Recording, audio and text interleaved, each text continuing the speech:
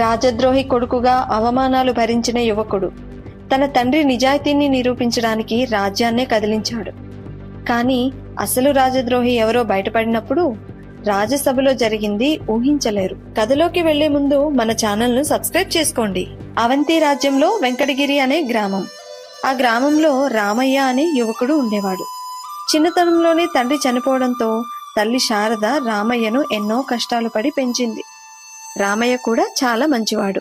అమ్మా, నేను దుకాణానికి వెళ్ళొస్తాను. సరే రామయ్య, జాగ్రత్తగా వ్యాపారం చేసుకోనాయనా. మనం ఈ ఊర్లో పుట్టి పెరిగినప్పటికీ పక్కూరు రామగిరిలో వ్యాపారం చేసుకోవాల్సి వస్తుంది. అవునమ్మా, పక్క ఊరికి రోజు వెళ్ళి రావడం చాలా సమస్యగా ఉంది. ఈ ఊర్లో వ్యాపారం చేస్తానంటే వద్దన్నావు. ఈ ఊరి ప్రజలు కూడా మనల్ని అస్సలు పలకరించరు. దానికి కారణం ఏమిటో ఎన్నిసార్లు అడిగినా నువ్వు చెప్పవు. ఆ విషయం ఇప్పుడెందుకు నాయనా? నువ్వు బుద్ధిగా వ్యాపారం చేసి ప్రయోజకుడు అవ్వాలి. నీకు మంచి పిల్లని చూసి పెళ్లి చేయాలి. నాకు అది తప్ప మరే కోరిక లేదు నాయనా. ఇంక నువ్వు బయలుదేరు అంటుంది శారద. తల్లిని ఇంకా ఏమీ అడగలేక మౌనంగా బయలుదేరతాడు రామయ్య. దుకాణానికి చేరుకుని ఏదో ఆలోచనలో ఉండగా మిత్రుడు గోపయ్య వచ్చి, ఏంటి రామయ్య దీర్ఘంగా ఆలోచిస్తున్నావు? ఏమీ లేదు గోపయ్య, నా తల్లి నా దగ్గర ఏదో విషయాన్ని దాస్తుంది అనిపిస్తుంది. నీకు తెలుసు కదా, మా ఊర్లో మాతో ఎవ్వరూ మాట్లాడరు. అలా ఊరు మొత్తం మా మీద ఎందుకు కక్ష కట్టారో తెలియదు. ఎన్నిసార్లు అడిగినా మా అమ్మ చెప్పదు అంటూ తన బాధను స్నేహితుడికి చెప్పుకుంటాడు. అంతా విన్న గోపయ్య ఓదార్పుగా, ఊరుకో రామయ్య, ఈ విషయం గురించి ఎన్నోసార్లు బాధపడ్డావు. పోనీ ఏం జరిగిందో తెలుసుకుందామంటే దానివల్ల మీకు ఏమైనా సమస్యలు వస్తాయేమోని ఆలోచిస్తున్నాను. మీ అమ్మగారు నీకు చెప్పడం లేదు అంటే ఆ విషయం నిన్ను బాధించేది అయి ఉంటుంది. కాబట్టి పదే పదే అడిగి అమ్మను బాధ పెట్టకు అని అంటాడు. రామయ్య సరేనంటాడు. రోజులు గడుస్తూ ఉంటాయి. ఒకరోజు రామయ్య దుకాణం వద్దకు ఆ ఊరిలోనే ఉండే పెళ్లిళ్ల పేరయ్య వస్తాడు. ఏమోయ్ రామయ్య, ఎలా ఉన్నావు? నీతో పనుండొచ్చానోయ్. పేరయ్య గారా, రండి. మీకు నాతో ఏం పని ఉంటుందండి? సరే, ఏంటో చెప్పండి. పేరయ్య గారు, పని మీద వచ్చారంటే విషయం ఏంటో ప్రత్యేకంగా చెప్పక్కర్లేదు. ఖచ్చితంగా అది పెళ్లి సంబంధం గురించి అయి ఉంటుంది. సరిగ్గా చెప్పావు గోపయ్య. సమయానికి నువ్వు కూడా ఇక్కడే ఉన్నావు కాబట్టి వివరంగా చెప్తాను. మన ఊర్లో బోషయ్య గారు ఉన్నారు కదా, ఆయన ఒక్కగానొక్క కూతురికి మన రామయ్య సరిజోడుగా ఉంటాడని, అందుకే ఆ సంబంధం మాట్లాడదామని వచ్చాను. ఏంటి, బోషయ్య గారా? ఆయన మన ఊర్లోని మోతుబారి కదా. అలాంటి వాళ్ళు మా రామయ్యను అల్లుడిగా ఒప్పుకుంటారా ఏమిటి రామయ్య? ఒప్పుకున్నారు. ఇన్ని సంవత్సరాలుగా మన ఊర్లో వ్యాపారం చేస్తున్న రామయ్య గురించి మన ఊరంతా మంచి అభిప్రాయం ఉంది కదా, కాబట్టే ఒప్పుకున్నారు. అయితే మా రామయ్య చాలా అదృష్టవంతుడు. మన ఊరికి వ్యాపారం కోసం వచ్చి మన ఊరికే అల్లుడు కాబోతున్నాడు అంటూ ఆనందపడతాడు గోపయ్య. పేరయ్య కూడా ఆ మాటలకు వంత పాడుతూ, అవునవును, సరేగాని రామయ్య, నువ్వు మీ పెద్దవాళ్ళతో మాట్లాడి ఒక మంచి రోజు చూసుకుని పెళ్లి చూపులకి రండి. మిగతా ఏర్పాట్లు నేను చూసుకుంటాను. నాకు పెద్దవాళ్ళంటూ ఎవరూ లేరు పేరయ్య గారు. నేను మా అమ్మ మాత్రమే.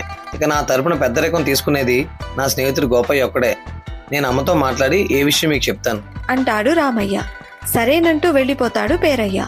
ఇంటికి వెళ్లి తల్లికి విషయమంతా చెప్తాడు. అది విన్న శారద, చాలా సంతోషం రామయ్య, ఇన్నాళ్లకు దేవుడు నా మొర ఆలకించాడు. రానున్న మంచి రోజుల్లో పెళ్లి చూపులకి వెళ్దాం అని అంటుంది. మంచి రోజున రామయ్య, శారద, గోపయ్య ముగ్గురు కలిసి భూషయ్య ఇంటికి వెళ్తారు. అక్కడ భూషయ్య బంధువు సుబ్బయ్య రామయ్య, శారదాలను చూసి ఆశ్చర్యంగా, ఏమ్మా, నువ్వు శారదా కదూ? నువ్వు ఇక్కడేం చేస్తున్నావు అని అంటాడు. దానికి గోపయ్య, అవునండి, ఆవిడ పేరు శారద. మీకు ఆవిడ ముందే తెలుసా? తెలుసులే, వాళ్ళు ఉండేది మా ఊళ్ళోనే. అది సరే, వీళ్ళు ఎక్కడికి ఎందుకు వచ్చారు?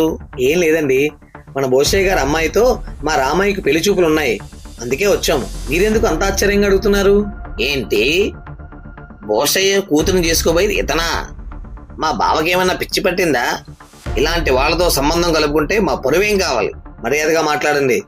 మీ భోషయ్య గారు పిలిస్తేనే ఇక్కడికి వచ్చాం. ఇంటికి పిలిచి ఇలా అవమానిస్తారా? అవమానం ఆ కుటుంబానికి కొత్త కాదులే. ఇలాంటి కుటుంబంతో వియ్యం అందుకునే కర్మ మాకు పట్టలేదు అని అంటాడు సుబ్బయ్య. అప్పటి వరకు ఎంతో సహనంగా భరిస్తున్న రామయ్య కోపంగా, మా అమ్మ గురించి ఇంకొక మాట మాట్లాడినా నేనేం చేస్తానో నాకే తెలీదు. అంత పరువు తక్కువ పని మా కుటుంబం ఏం చేసింది? ఏంట్రా నువ్వు చేసేది? నీ తండ్రి రఘురామయ్య చేసిన రాజద్రోహానికి ఎప్పుడో మిమ్మల్ని వెలేశారు. నీ తండ్రికి మరణశిక్ష విధించారు. అసలు నీ తండ్రి చేసిన రాజద్రోహానికి మీ కుటుంబం మొత్తానికి జీవిత ఖైదు విధించాలి. కానీ మహారాజు గారు దయతలిచి వదిలేశారు. ఇప్పుడు నువ్వొచ్చి పరువు గురించి మాట్లాడుతున్నావా? మర్యాదగా ఇక్కడి నుంచి వెళ్ళిపోండి, లేదంటే తగిన సాక్షి జరుగుతుంది అని అంటాడు సుబ్బయ్య.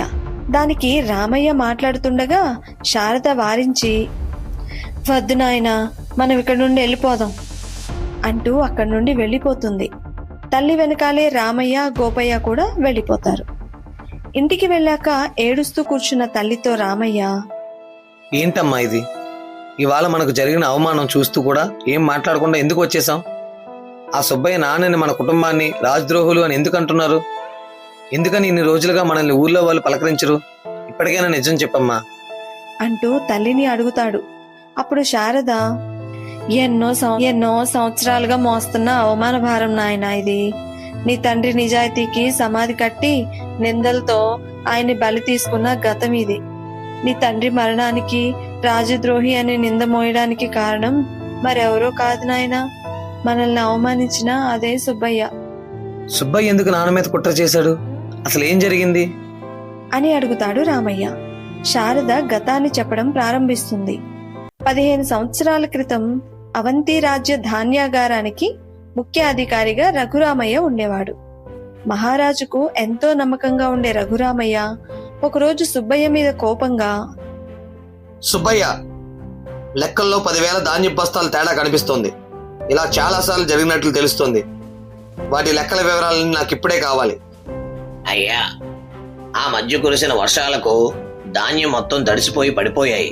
అందుకని అవి మొత్తం పారేశాము. దానికి సంబంధించిన పత్రం ఇక్కడే ఉండాలి, వెతుకుతున్నాను. అబద్ధం ఆడకు. నిన్న రాత్రి గ్రామం వెలుపల రహస్య మార్గం గుండా ధాన్యం బండ్లు వెళ్ళాయని నాకు సమాచారం వచ్చింది. ఆ బండ్ల వెనక నీ మనుషులు ఉన్నారట కదా? రఘురామయ్య గారు, మీరు చాలా తెలివైన వారు. అవును, ఆ ధాన్యం నేనే తరలించాను.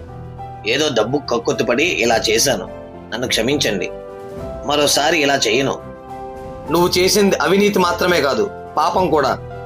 కరువు సమయంలో ప్రజలు ఇబ్బంది పడకుండా ఉండాలని మహారాజు గారు ఈ ధాన్యాగారాన్ని ఏర్పాటు చేస్తే ఆ ధాన్యాన్ని నువ్వు దొంగతనంగా సొమ్ము చేసుకుంటున్నావు అంటూ సుబ్బయ్యను నిలదీస్తాడు రఘురామయ్య. విషయం మొత్తం తెలిసిపోయిందని గ్రహించిన సుబ్బయ్య, రఘురామయ్య గారు, ఇదిగోండి, ఈ మూటలో 1000 బంగారు నాణేలు ఉన్నాయి. ఇవి మీకు నాకు కలిపి వచ్చిన లాభం. ఇక్కడితో ఈ విషయాన్ని వదిలేయండి. సుబ్బయ్య, నువ్వు నన్ను లంచంతో కొనాలనుకుంటున్నావా? ప్రజల ఆకలిని సొమ్ము చేసుకునే నీలాంటి వాడికి ఈ కోటలో స్థానం లేదు. పాతకాల పంతాలు వద్దు రఘురామయ్య గారు. రాజ్యంలో కరువు ఉంది, ప్రజలు ఎలాగూ చేస్తారు. ఈ ధనాన్ని మనం వాడుకుంటే మన కుటుంబాలు సుఖపడతాయి. దేశానికి ద్రోహం చేసి బతుకు కంటే నిజాయితీగా ఉండి చావడం మేలు. రేపు ఉదయాన్నే నిన్ను మహారాజు గారి ముందు నిలబెడతాను. అంటే నేను చెప్పేది మీరు వినరని అర్థం. సరే, నీ ఇష్టం, కానీ ఫలితం చాలా దారుణంగా ఉంటుంది అని రఘురామయ్యను బెదిరిస్తాడు సుబ్బయ్య. ఆ మాటలు లెక్క చేయకుండా అక్కడి నుండి వెళ్ళిపోతాడు రఘురామయ్య. ఆ రాత్రి సుబ్బయ్య తన రహస్య గదిలో రఘురామయ్య చేతిరాతను పోలేలా ఒక లేఖను సిద్ధం చేస్తూ తన మనుషులతో మాట్లాడతాడు. వీడితో ఎప్పటికైనా మనకు ప్రమాదం ఉందని గ్రహించి వాడి చేతిరాతను నేర్చుకున్నాను. డబ్బు ఆశ చూపినా లొంగడం లేదు. వాడిని చంపేస్తే రాజుగారికి అనుమానం వస్తుంది. అందుకే వాడిని రాజద్రోహిగా ముద్ర వేసి ఊపిరాడకుండా చెయ్యాలి. అది అలా సాధ్యమయ్యా? ఆయనకు రాజుగారి దగ్గర మంచి పేరుంది కదా. పేరును చెడగొట్టడానికి ఒక్క అబద్ధం చాలు. రఘురామయ్య శత్రురాజులకు రాసినట్లుగా ఈ ఉత్తరం సృష్టించాను. దీన్ని అడ్డు పెట్టుకుని రేపు ఒక ఆట ఆడతాను చూడు అంటూ మరుసటి రోజు ఉదయం సభలో సుబ్బయ్య ఆ తప్పుడు పత్రాలతో రాజుగారిని కలుస్తాడు. ప్రభు, చెప్పడానికి నా ప్రాణం పోతుంది. రఘురామయ్య గారు మన రాజ్య రహస్యాలను ఒక రాజ్యానికి అమ్ముతున్నారు. ఏంటి? రఘురామయ్య రాజద్రోహానికి పాల్పడ్డారా? సుబ్బయ్య, నువ్వు చెబుతున్నది నిజమేనా? అవును ప్రభు. మొదట్లో ఈ విషయం తెలిసి నేను కూడా ఇలాగే ఆశ్చర్యపోయాను. కానీ ఇవి చూసిన తర్వాత నమ్మక తప్పలేదు అంటూ ముందుగా ఏర్పాటు చేసిన తప్పుడు పత్రాలను మహారాజుకు చూపించాడు సుబ్బయ్య. వాటిని చూసిన మహారాజు రఘురామయ్యను పిలిపించి, చూడండి రఘురామయ్య, ఈ పత్రాల్లో ఉన్న చేతిరాత మీదేనా? ప్రభు, ఇది నా రాతలాగే ఉంది, కానీ నేను రాసింది కాదు. నేను దేశానికి ద్రోహం చేయవలసిన అవసరం లేదు. అయితే మీ ఇంట్లో శత్రురాజులు పంపిన బంగారు నాణేల మూట ఎందుకుంది? ప్రభు, కావాలంటే ఇప్పుడే వెళ్ళి సోదాలు చేయించండి. అని రాజుగారితో అంటాడు సుబ్బయ్య. రాజుగారు పంపిన సైనికులు రఘురామయ్య ఇంట్లో సుబ్బయ్య ముందే దాచిపెట్టిన బంగారు నాణేలను పట్టుకుంటారు. రఘురామయ్య, నా నమ్మకాన్ని వమ్ము చేశావు. నీకు మరణశిక్ష విధిస్తున్నాను అంటూ తీర్పు ఇస్తాడు మహారాజు. సాక్ష్యాలు తనకు వ్యతిరేకంగా ఉండడంతో రఘురామయ్య ఏం చేయాలో అర్థం కాక మౌనంగా ఉండిపోతాడు.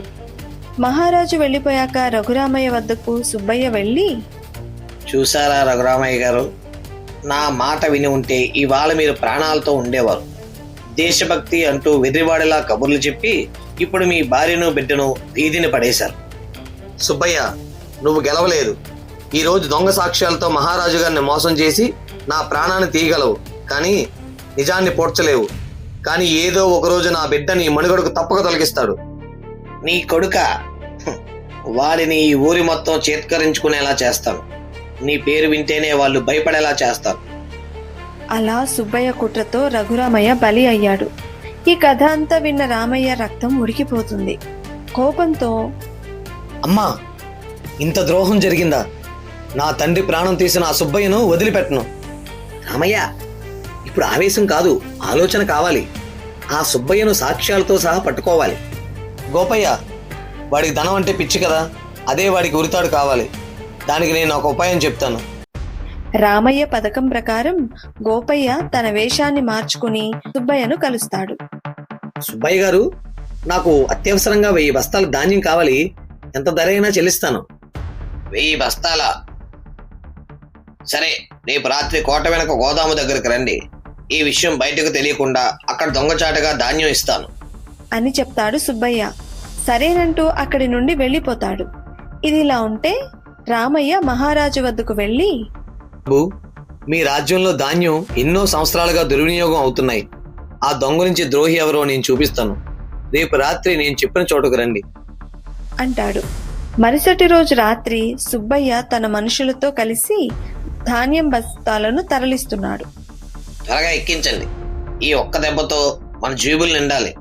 ఆ రామయ్యను కూడా ఇక్కడే చంపేస్తే పేడ విరగడవుతుంది అని అంటుండగా రామయ్య అక్కడికి వచ్చి, ఆ అవకాశం నీకు రాదు సుబ్బయ్య. అబద్ధం ఎల్లకాలం గెలవదు. నువ్వు చేసిన పాపాలు పండాయి. మా నాన్నకు నువ్వు చేసిన ద్రోహం నాకు తెలిసిపోయింది. ఒరేయ్ రాజద్రోహి కొడక, మొత్తం తెలుసుకున్నావా? ఆ రోజు నీ తండ్రి నేను చేస్తున్న పనికి అడ్డుపడ్డాడని దొంగ సాక్ష్యాలు పుట్టించి మరణశిక్ష పడేలా చేశాను. ఇప్పుడు మళ్ళీ నువ్వు అడ్డపడాలనుకుంటే నీకు అదే గతి పట్టిస్తాను అంటూ రామయ్యను బెదిరిస్తాడు. అప్పటిదాకా పక్కనే ఉండి గమనిస్తున్న మహారాజు ముందుకు వచ్చి, ఆగు సుబ్బయ్య, నీ అసలు రంగు బయటపడింది. ఇంతకాలం నమ్మకంగా నటిస్తూ ఇంత ద్రోహానికి పాల్పడ్డావా? ప్రభు, నన్ను క్షమించండి. ఏదో ఆశతో చేశాను. ఇన్నాళ్ళు ఒక నీతిమంతుడిని చంపి అధికారం చెలాయించిన నిన్ను క్షమించాలా? సైనికులారా, వీణ్ణి బంధించండి అని ఆజ్ఞాపిస్తాడు మహారాజు. రాజసభలో విచారణ మొదలవుతుంది. సుబ్బయ్య తన నేరాలన్నీ ఒప్పుకుంటాడు. సుబ్బయ్య, నీ కుట్ర వల్ల రఘురామయ్య వంటి దేశభక్తుని కోల్పోయాము. ఈ పాపానికి పరిహారం లేదు. నీకు మరణశిక్ష విధిస్తున్నాను అంటూ తీర్పునిస్తాడు మహారాజు. రామయ్య మాట్లాడుతూ, ప్రభు, నా తండ్రి పరువు తిరిగి వచ్చింది. ఇన్నాళ్ళు నా తల్లి అనుభవించిన నరకానికి న్యాయం జరిగింది. అది చాలు. మీకు జరిగిన అన్యాయానికి చింతిస్తున్నాం రామయ్య. దానికి పరిహారంగా మీ తండ్రి గారి బాధ్యతను మీకు అప్పగిస్తున్నాం అంటూ రామయ్యను ధాన్యాగారానికి ముఖ్య అధికారిగా నియమిస్తాడు మహారాజు. రామయ్య వచ్చి జరిగిందంతా తల్లికి చెప్పి, అమ్మా, నాన్న గౌరవాన్ని కాపాడాను. ఇప్పుడైనా నీ మనసు ప్రశాంతంగా ఉందా? చాలా సంతోషంగా ఉంది నాయనా. ఇన్నాళ్ళు ఈ ఊర్లో నీ తండ్రిపై ఉన్న నిందను తుడిసేశావు. ఇప్పుడు ఆయన ఆత్మ శాంతిస్తుంది. రామయ్య ఊరికి తిరిగి వస్తాడు. ఊరి జనం అంతా క్షమాపణలు కోరుతూ ఎదురొస్తారు. రామయ్య, నన్ను క్షమించు. నీ మంచితనం తెలియక మా వాళ్ళు నిన్ను అవమానించారు. నా కూతుర్ని నీకే ఇచ్చి పెళ్లి చేస్తాను. భూషయ్య గారు, సత్యం తెలిసింది కదా, అది చాలు. చూడు గోపయ్య, నా కుటుంబం నిర్దోషిగా బయటపడడానికి నువ్వు చేసిన సహాయం మరోలేనిది. నా మిత్రుడి కోసం ఈ మాత్రం చేయలేనా రామయ్య? నువ్వు ఇప్పుడు పెద్ద అధికారివి అయ్యావు. మన ఊరికి మంచి రోజులు వచ్చాయి. గోపయ్య, మనం ఎక్కడి నుంచి వచ్చామో మర్చిపోకూడదు. నా తండ్రి అడుగుజాడల్లో నడుస్తూ ఈ దేశానికి సేవ చేస్తాను అని అంటాడు రామయ్య. కొద్ది రోజులకు రామయ్య భూషయ్య కూతురి వివాహం అంగరంగ వైభవంగా జరుగుతుంది. అలా రామయ్య తన పట్టుదలతో తండ్రి గౌరవాన్ని కాపాడి ఆదర్శవంతమైన నాయకుడిగా నిలిచాడు. ఈ కథలో ఉన్న నీతి: అబద్ధం కొంతకాలం గెలిచినా సత్యం ఎప్పుడూ శాశ్వతంగా గెలుస్తుంది. నిజాయితీని తాత్కాలికంగా శిక్షించవచ్చు, కానీ దాన్ని ఓడించలేరు. ఈ కథ మీకు నచ్చినట్లయితే మన ఛానల్ను సబ్స్క్రైబ్ చేయండి. మీ అభిప్రాయాన్ని కామెంట్ రూపంలో తెలియజేయండి. మరొక కథతో మళ్ళీ కలుద్దాం.